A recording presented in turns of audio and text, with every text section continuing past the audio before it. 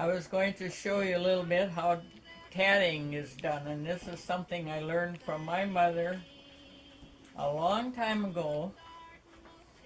And this is actually tatting thread, but as you can see, it's very fine, and I don't use too much of that. I like something about a number 20 that works really good. And this is some of the shuttles. This particular one comes apart, and this is an old one of my mother's. Has that little sharp point where it comes in really handy when you fasten. And this is another kind that the bobber comes out, you fill it, and then you just shove it back in. And I don't use that very often. This is a neat little old shuttle that I got from Gerhard Lorentzen, a little old Norwegian lady. It looks like it's made from horns from an animal, and it's an original. These are Susan Bates, and I like them because they have the little point. This particular one I like. It's a boy, but I can get a lot of thread out of it, so when I make something like this where I go around a long ways, I don't have to stop and tie thread. So this is just a few things that I have made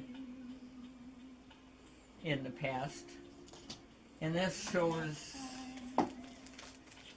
samples of edgings or little things that you can decorate something with. And these are a couple of other samples.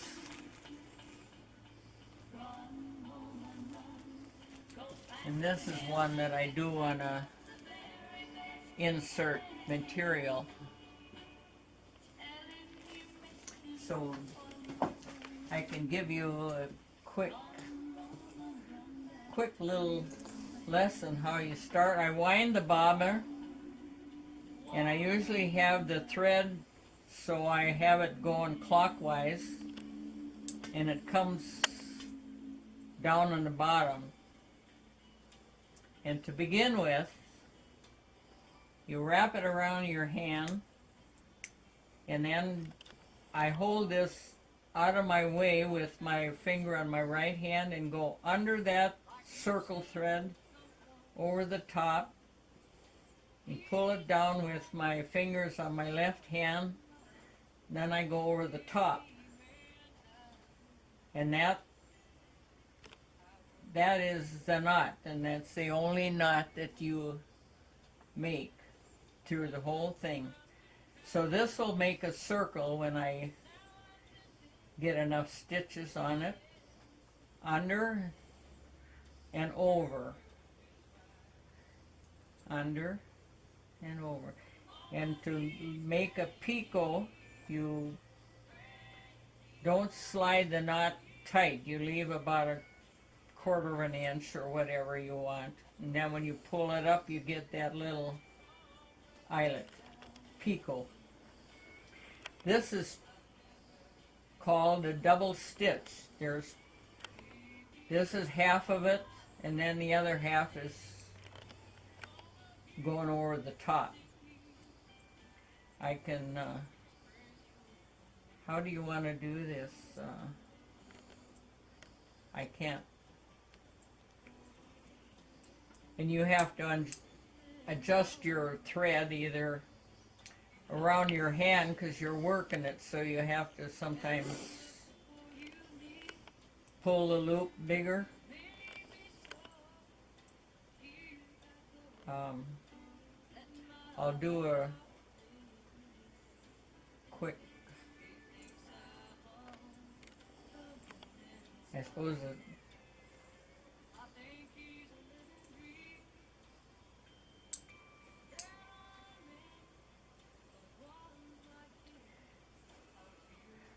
so I've got 3 picots, and now I'm going to pull that shut. And your work has to slide so you can do that. And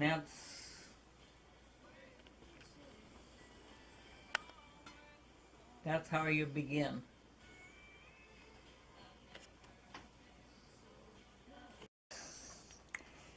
That is the first ring. Now I want to leave a little space, and I can make another one. And again, I'll take that thread out of my way, go under the circle, and leave us about a space, and go over the top. And that's 1 stitch, a double stitch.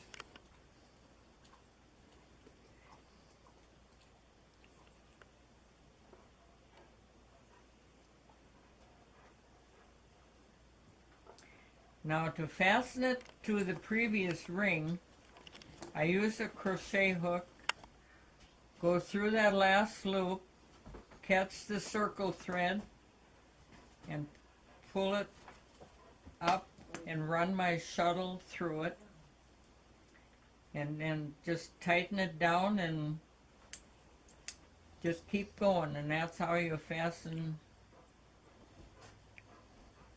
your work.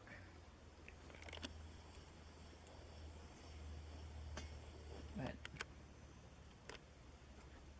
I do it.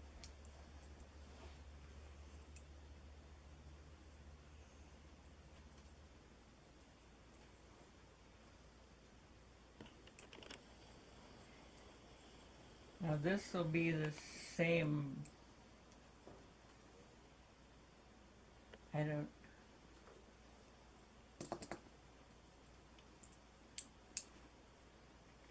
You have to adjust the thread around your hand because it gets tighter. Can you maybe I go slow?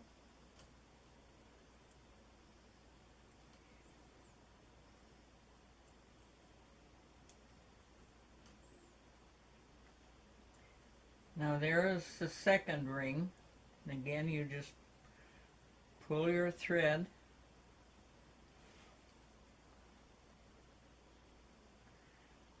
So the knot has to slide on your shuttle thread. Now that, can you see that?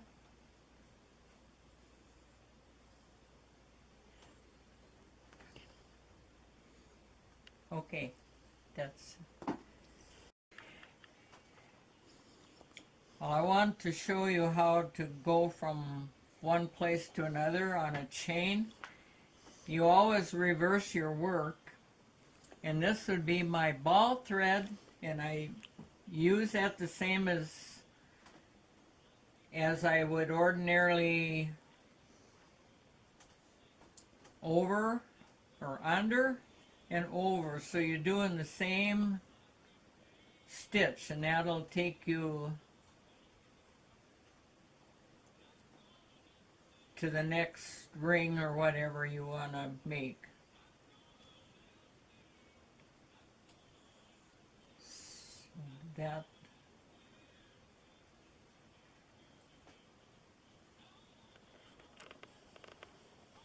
And then you reverse your work again, and then make your ring, and that's the 1 stitch is all you need to know to do all that.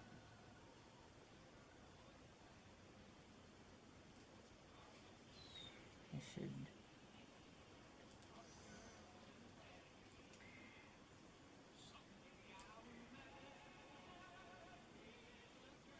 Now sometimes you have a shuttle with a sharp point. You can go through there and pick it up and run you through. But otherwise, you need a crochet hook to, well, now I got a knot there.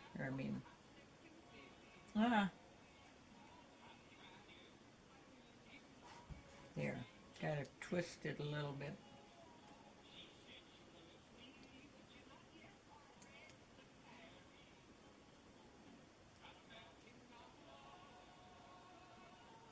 So then you just keep on.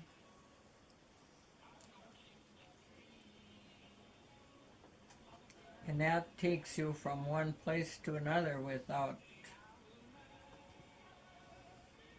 I don't like to cut the thread to begin with, because then you have 2 extra threads to tie in and knot.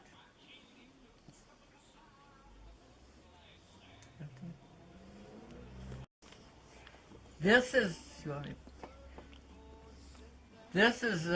just a little snowflake doily or whatever, tree trimmer. It's made with 2 shuttles. You have to make the inside one and then you turn it to go out and make the other, and it's a little trickier, but and if you want to learn how to read directions, that's very important. These are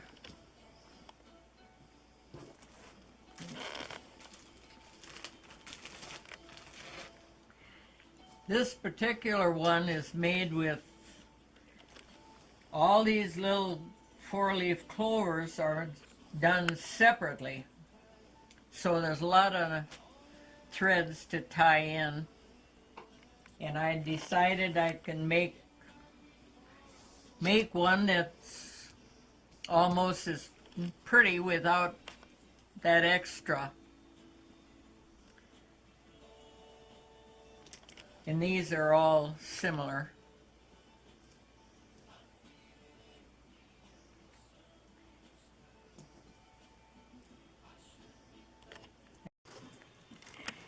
If anyone is interested in learning how to do this, you give me a call and I have directions that can be printed out, explained step by step, and I'd be happy to show you what I know.